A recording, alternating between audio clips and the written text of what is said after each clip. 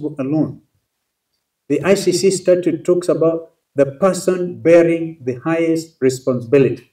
And that is not Noordin Haji, that is William Samoei Arap Ruto. The People's Loyal Opposition will not sit back and allow this disgraceful attempt to take us back into the dark days of fear and oppression. We shall lead from the front. We've actually demonstrated leadership from the front because we've been in court. We'll fight them in court, we'll fight them in the streets, we'll fight them everywhere.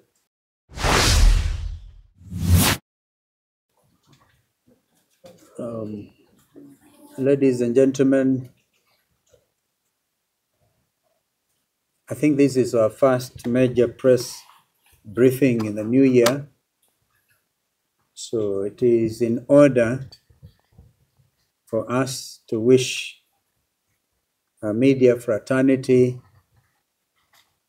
a very happy new year, and all of us Kenyans. We had occasion to do that.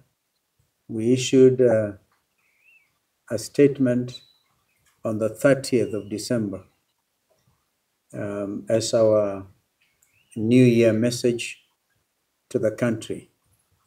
And I think after that, President Ruto issued a similar end of the year thing himself from Kisii State Lodge. So this is a statement by the People's Loyal Opposition.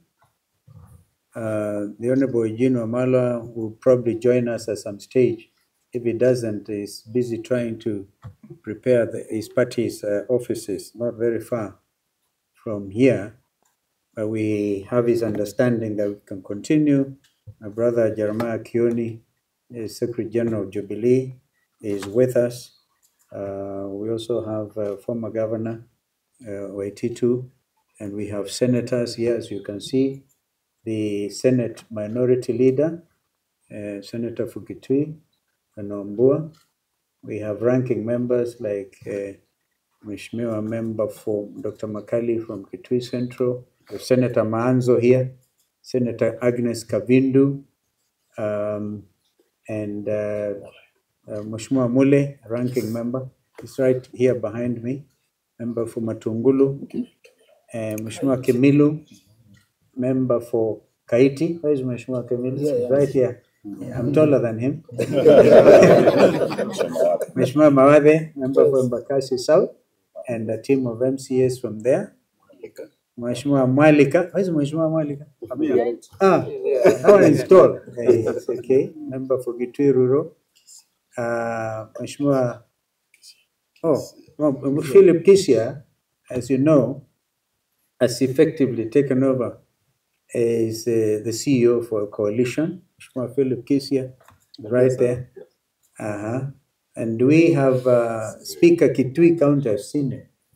Kitui County Assembly, I've seen him. And MCAs from Kitui can also raise their hands. I've seen them. MCAs Nairobi. Yeah, well done. Machakos MCAs, I think there are some here. Very good. Actually, the reason I say that, because it's the tail end of my statement. I'll be talking about Honorable Farah Mali, and he's been a party member for WIPA. So you see a representative group of members of that party. Fellow Kenyans, let us first pay tribute to three immediate Kenyans who left their marks on our republic. Professor Abdallah S. Bujra passed away on January 7th, 2025. Professor Bujra was a gallant son of Kenya and Africa and made great contribution to African integration and leadership and cutting-edge thinking on African development. Like the late Professor Ali Mazrui, Professor Bujra was recognized and appreciated outside Kenya's borders more than within.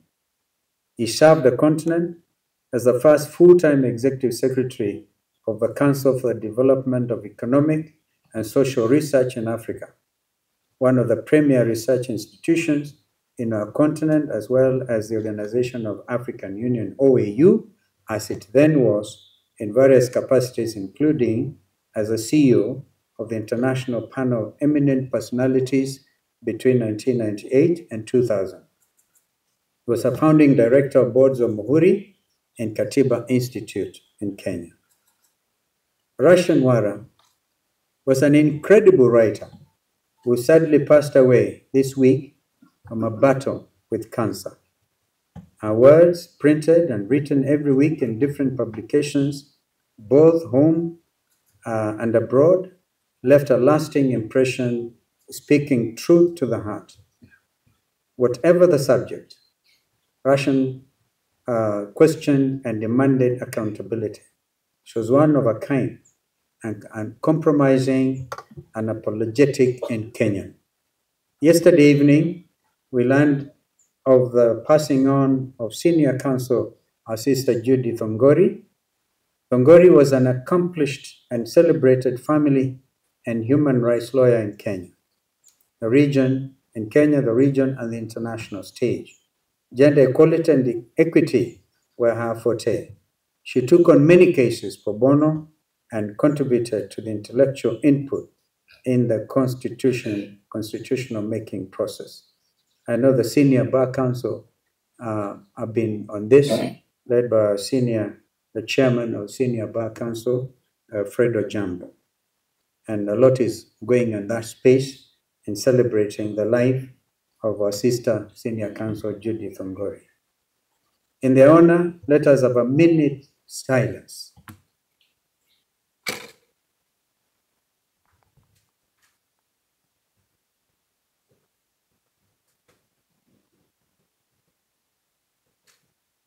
Thank you.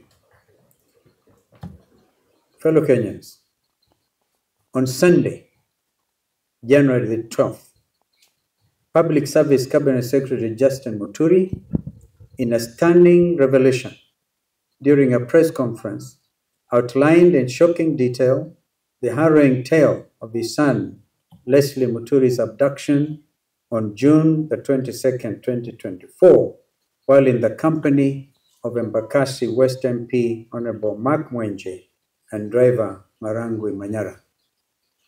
Honorable Muturi, who was serving as the Attorney General of the Republic of Kenya at the time of his son's abduction, said that he had been waiting for answers for the last 6 months as to why his son was abducted. What should be of concern to any law-abiding citizen is that Honorable Muturi, as Attorney General of the Republic of Kenya, sat on the National Security Council, the top security organ in the country. Honorable Muturi has been seeking answers for the past 6 months. They have not been forthcoming to someone so senior in the Kenya Kwanza regime. So senior should be a matter of grave concern to all of us. Following Honorable Muturi's statement, the Director of Criminal Investigations, Mr. Amin, invited the Cabinet Secretary to record a statement. If the idea was to cower Honorable Muturi into silence, they picked on the wrong man.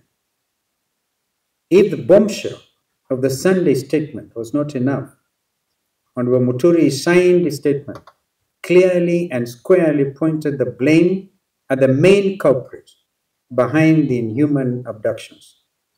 A man who joked, made light of the abductions and Gen Z's demonstrations, a man who placed one phone call inside of the State House Nairobi Pavilion to the National Intelligence Service Director General, Noordin Haji, and had Leslie Muturi released within an hour. That man, as you have previously stated, is President William Ruto. Fellow Kenyans, the revelations by Secretary Muturi on the identity of the Commander-in-Chief of the abduction squads is quite telling. If the Attorney General of the Republic of Kenya cannot get answers to the whereabouts of his son, who can?